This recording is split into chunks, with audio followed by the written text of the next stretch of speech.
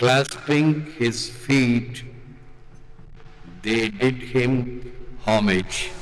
அவர்கள் அவர் காலடிகளை பற்றிக் கொண்டு பணிந்து நின்றார்கள்.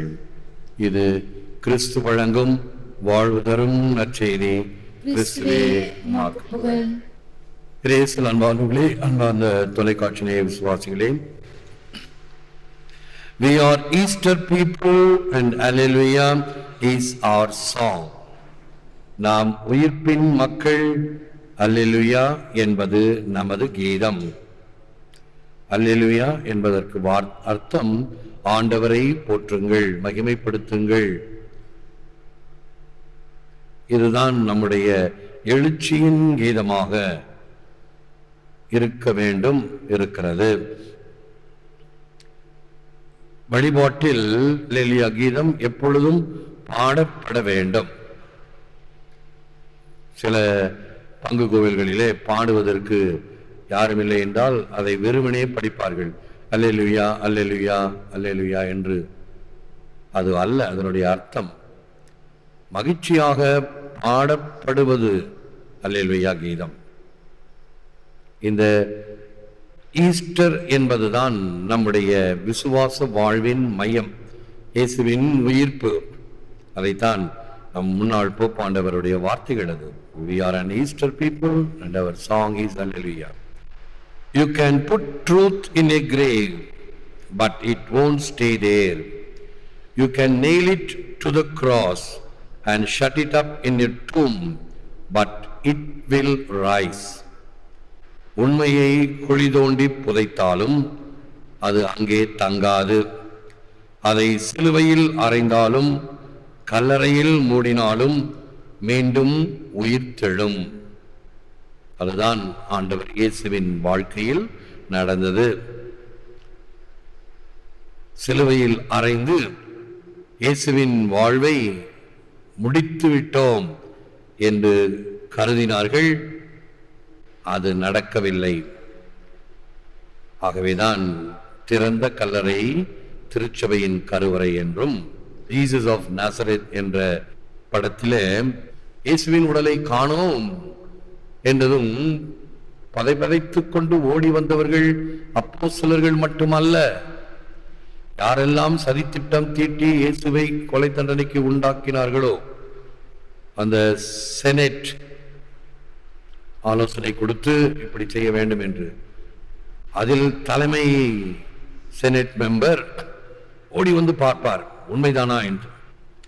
பார்த்தவுடன் சொல்லுவார், இதுதான் ஆரம்பம், this is the beginning என்று சொல்லுவான்.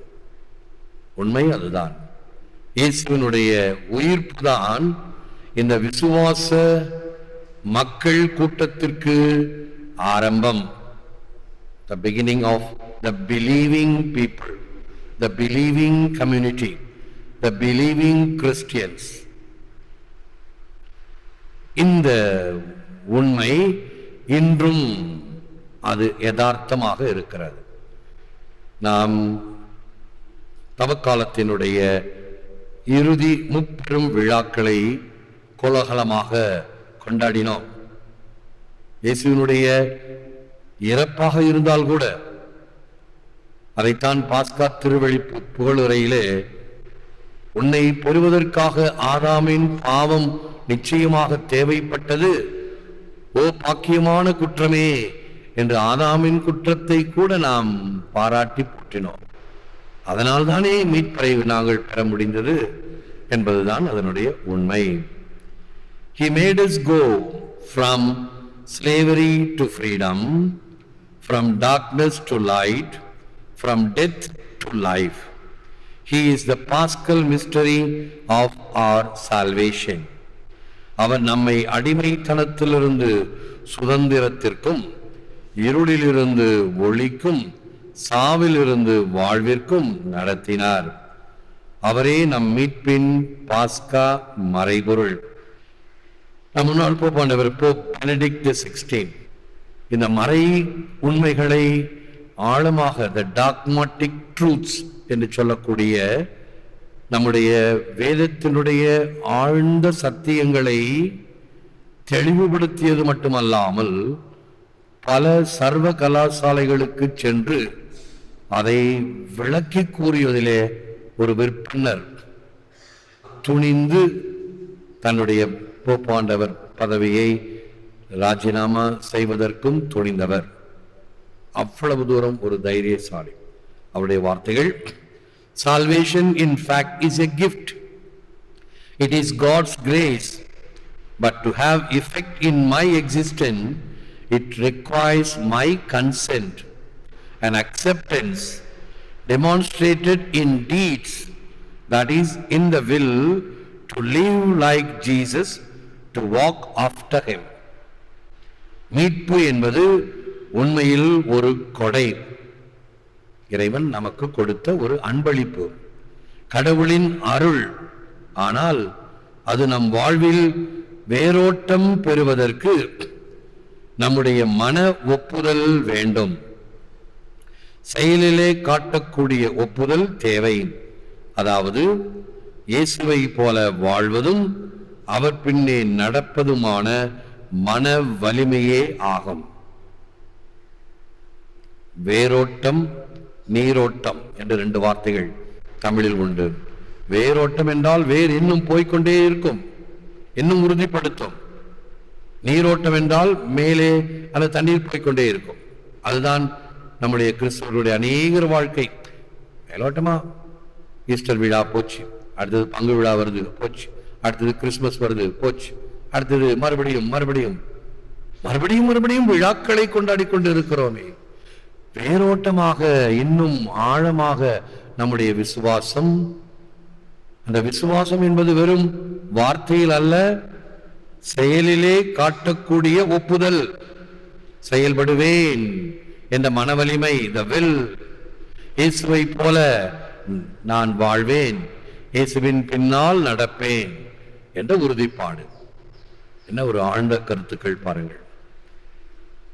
எபிரேயருக்கு எழுதப்பட்ட திருமுகம் 11ஆம் அதிகாரம் 1 வசனம், faith is the assurance of things hoped for, the conviction of things not seen.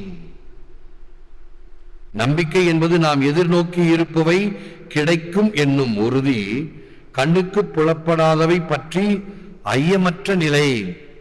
எனக்கு கிடைக்கும், என்னால் இதை பார்க்க முடியாவிட்டால் கூட, உணர முடியாவிட்டால் கூட, இது எனக்கு நடக்கும், கிடைக்கும் என்ற உறுதியான நிலைதான் விசுவாசம், நம்பிக்கை. இதில் இன்னும் நாம் ஆழமாக இருத்தல் வேண்டும். எனவே இந்த உயிர்த்த ஆண்டவரின் விழாவிலே மகிழ்ச்சியோடு திளைத்து கொண்டிருக்கிற நாம் இந்த விசுவாசத்தையும் நம்பிக்கையையும் இறையன்பையும் பிறரன்பையும் நம்முடைய வாழ்வில் சொல் செயல் சிந்தனையிலே கடைபிடிப்பதற்கு வேண்டிய மன உறுதியை பெற ஆண்டவர் முன் மண்டியிட்டு செபிப்போம். செபம். Lord Jesus, may we always live in the joy and hope of the resurrection and never lose sight of its truth for our lives. ஆண்டவராகிய இயேசுவே, நாங்கள் என்றும் உயிர்ப்பின் மகிழ்ச்சியிலும் நம்பிக்கையிலும் வாழவும், மேலும் எங்கள் வாழ்வுக்கான உயிர்ப்பின் உண்மையில் பற்று கொண்டு வாழவும் வரமருளும். வியப்புக்குரிய இந்த அருட்சாதனத்தில் உம்முடைய திருப்பாடுகளின் நினைவை எங்களுக்கு விட்டு சென்றீர்.